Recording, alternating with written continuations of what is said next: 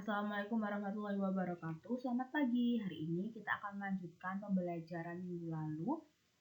Sekarang kita akan membahas materi ketiga dari bab sistem gerak, yaitu tentang persendian atau artikulasi. Nah, sebelumnya, apa itu persendian?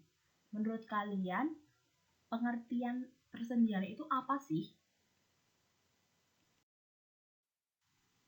Oke, jadi persendian atau artikulasi merupakan hubungan antara dua tulang atau lebih yang bisa digerakkan maupun yang tidak bisa digerakkan. Dalam mempelajari topik kita tentang persendian atau artikulasi ini, kita akan mempelajari tentang dua hal. Yang pertama adalah struktur persendian dan yang kedua adalah tipe persendian. Kita mulai dari yang pertama, yaitu struktur persendian. Komponen penunjang persendian itu terdiri atas 5 hal. Yang pertama adalah ligamen, yang kedua ada kapsul sendi, yang ketiga ada cairan sinovial, yang keempat ada tulang rawan hialin, dan yang kelima adalah bursa. Yang pertama dulu, yaitu ligamen. Ligamen itu apa sih? Nah, ligamen merupakan jaringan ikat fibrosa yang memiliki fungsi mencegah pergerakan sendi secara berlebihan dan membantu mengembalikan tulang pada posisi asalnya setelah melakukan pergerakan. Di sini ada contoh ligamen dari lutut. Di lutut ini ada 4 ligamen. Yang pertama ada lateral kolateral ligamen atau LCL. Yang kedua ada anterior cruciate ligamen atau ACL. Yang ketiga ada posterior cruciate ligamen atau PCL, dan yang keempat ada medial collateral ligamen atau MCL. Nah, ligamen-ligamen di lutut ini berfungsi mencegah pergerakan sendi secara berlebihan dan membantu mengembalikan tulang pada posisi asalnya. Nah, kalau di lutut berarti mereka membantu dalam menekuk dan meluruskan lutut sehingga tidak akan terasa nyeri saat digerakkan atau tidak akan merasakan sakit saat kita menggerakkan lutut, saat berjalan, saat berlari, dan lain hal. Kemudian ada kapsul sendi. Nah, kapsul sendi ini merupakan struktur tipis. Nah, tapi meskipun dia itu tipis, dia itu kuat di dalam sendi dan memiliki peran untuk menahan ligamen. Kapsul sendi ini terbagi menjadi dua. Yang pertama adalah kapsul sinovial. Nah, kapsul sinovial ini merupakan jaringan fibrokolagen agak lunak yang tidak mempunyai saraf reseptor dan pembuluh darah. Fungsi dari kapsul sinovial ini adalah untuk menghasilkan cairan sinovial sendi dan membantu penyerapan makanan ke tulang rawan sendi. Yang kedua ada kapsul fibrosa. Apa sih kapsul fibrosa itu? Jadi kapsul fibrosa merupakan jaringan fibrosa yang keras serta mempunyai saraf reseptor dan pembuluh darah. Nah, untuk fungsinya sendiri, kapsul fibrosa ini berfungsi memelihara posisi dan stabilitas sendi serta memelihara regenerasi kapsul sendi. Keduanya memiliki perbedaan. Kalau kapsul sinovial itu tersusun atas jaringan fibrokolagen, sedangkan untuk kapsul fibrosa itu tersusun atas jaringan fibrosa. Kalau kapsul sinovial agak lunak, kalau kapsul fibrosa keras. Nah, selanjutnya, kalau kapsul sinovial itu tidak mempunyai saraf reseptor, sedangkan untuk kapsul fibrosa dia mempunyai saraf reseptor. Persamaan dari keduanya adalah sama-sama memiliki pembuluh darah. Yang ketiga ada cairan sinovial. Nah, cairan sinovial merupakan cairan pelumas agar gesekan berjalan lancar, halus, dan tidak menimbulkan nyeri atau sakit. Kemudian ada tulang rawan hialin. Tulang rawan hialin ini terletak di ujung tulang dan memiliki fungsi sebagai bantalan sendi agar tidak nyeri saat bergerak. Yang terakhir ada bursa. Bursa sendiri merupakan kantong tertutup yang dilapisi membran sinovial dan terletak di luar rongga sendi.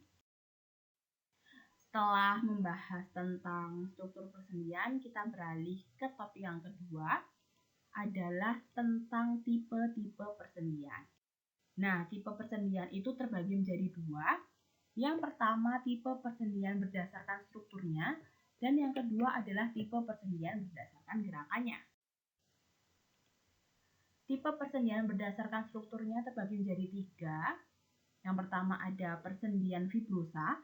Persendian fibrosa merupakan persendian yang tidak memiliki rongga sendi dan diperkokoh oleh jaringan ikat fibrosa. Sesuai namanya persendian fibrosa, maka ia juga diperkokoh oleh jaringan ikat fibrosa.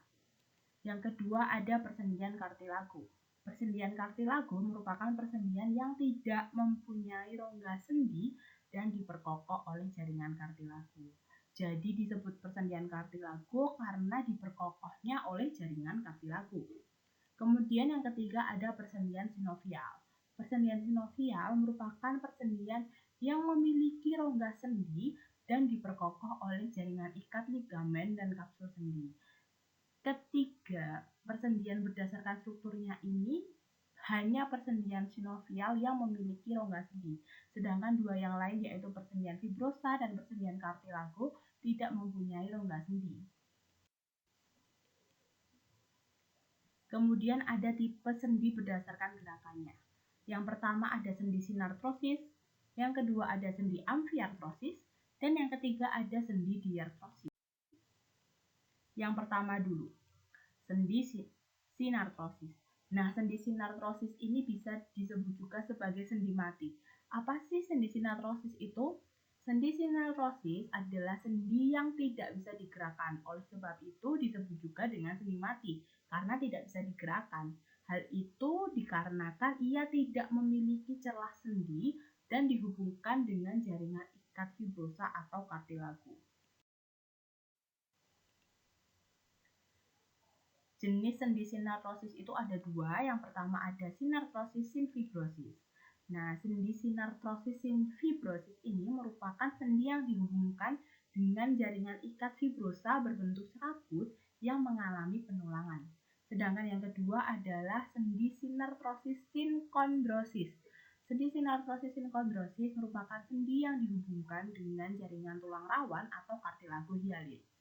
Nah, berikut adalah contoh sendi sinartrosis simfibrosis, yaitu pada tulang tengkorak yang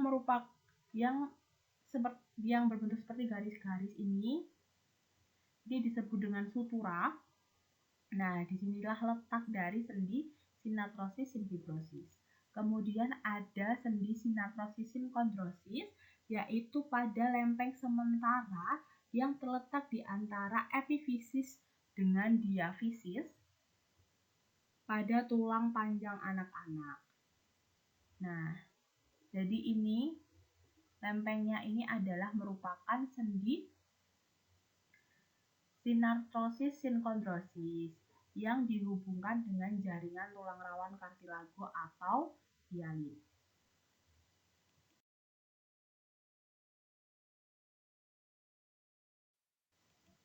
Kemudian yang kedua ada sendi amfiartrosis.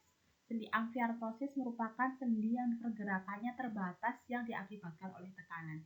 Jadi kalau tadi sendi sinartrosis merupakan sendi mati, yang sendi amfiartrosis ini bisa digerakkan, tetapi gerakannya itu terbatas.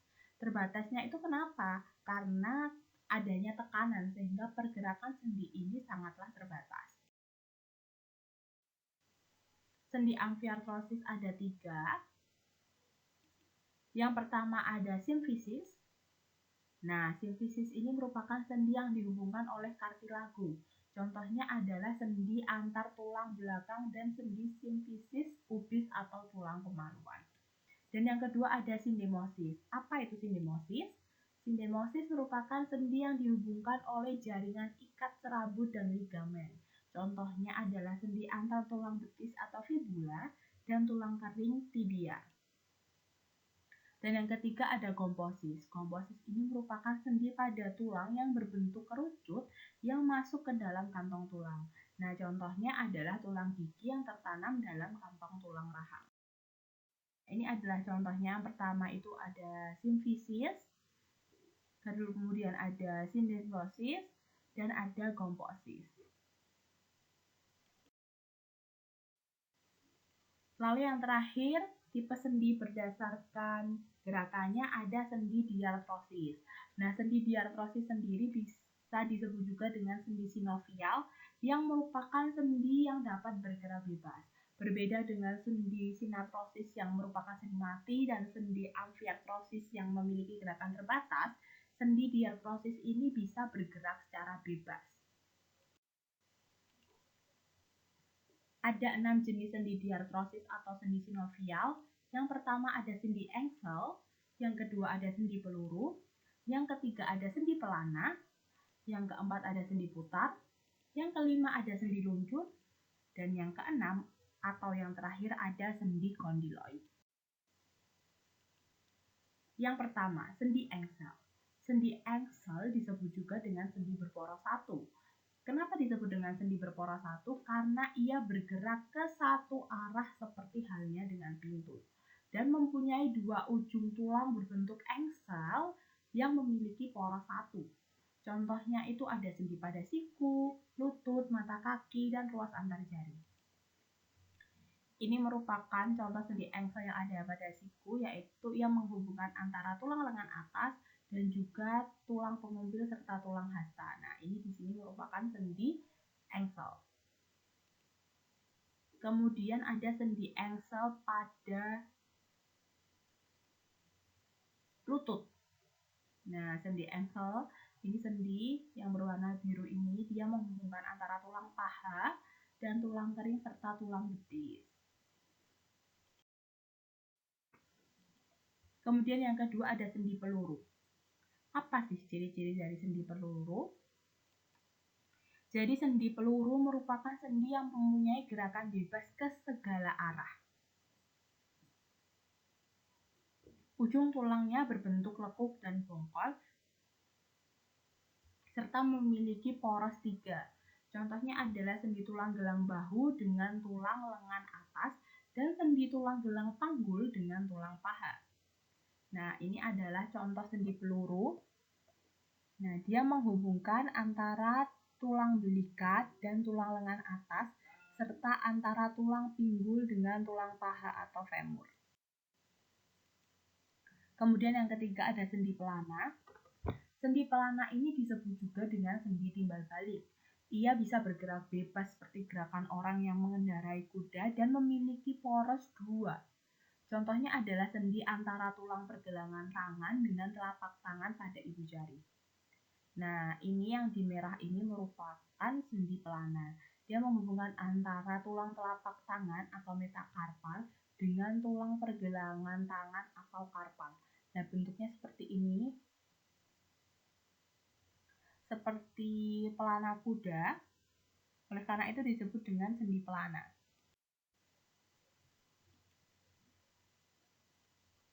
Selanjutnya ada sendi putar. Nah, sendi putar ini bergerak dengan pola rotasi dan memiliki satu poros.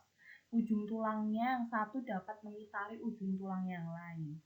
Contohnya adalah sendi antara tulang hasta dan pengumpil, serta sendi antara tulang atlas dengan tulang tengkorak. Nah, ini merupakan sendi putar yang berwarna biru ini. Nah, ia menghubungkan antara tulang atlas dengan tulang tengkorak, serta menghubungkan antara tulang lengan atas dengan tulang hasta dan tulang pengumpil. Sehingga keduanya ini bisa memiliki gerakan seperti memutar, karena terdapat sendi putar yang menghubungkan antara keduanya.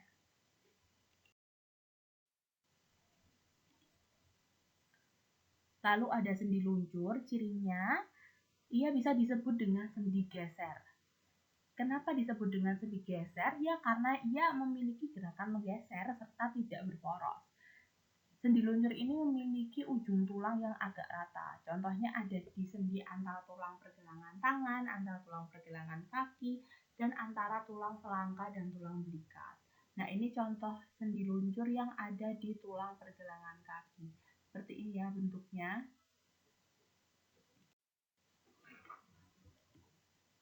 Kemudian terakhir ada sendi kondiloid.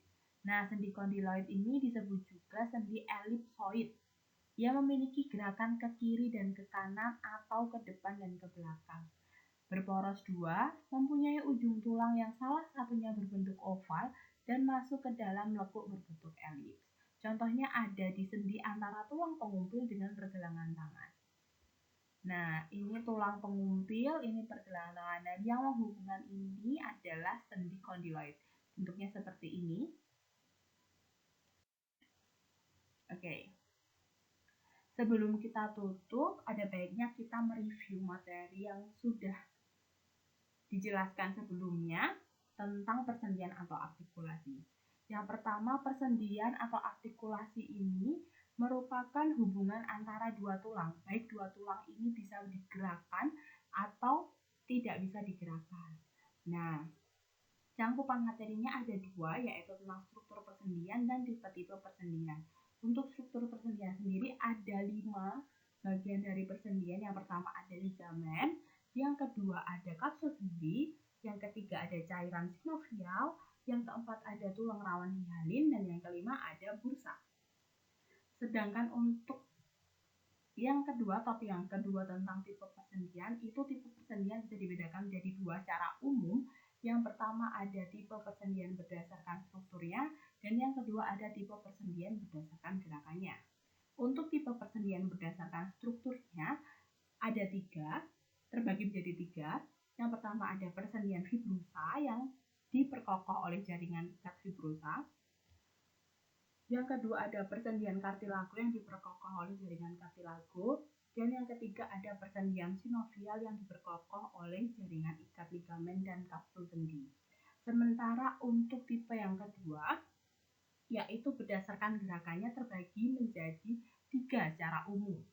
3 itu masih dikelompokkan lagi.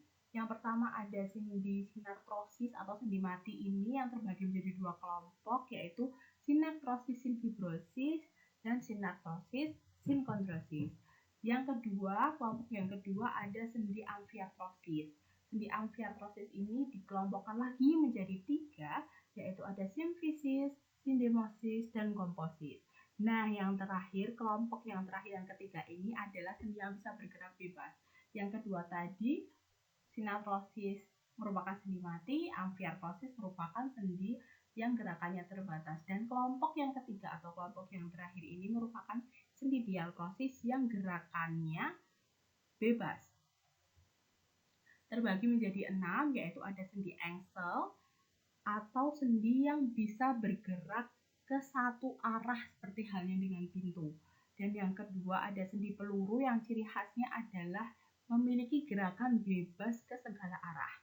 Dan yang ketiga ada sendi pelana, cirinya adalah bergerak bebas seperti gerakan orang yang mengendarai kuda. Ini contohnya ada di sendi antara tulang pergelangan tangan atau karpal dengan telapak tangan atau metakarpal pada ibu jari.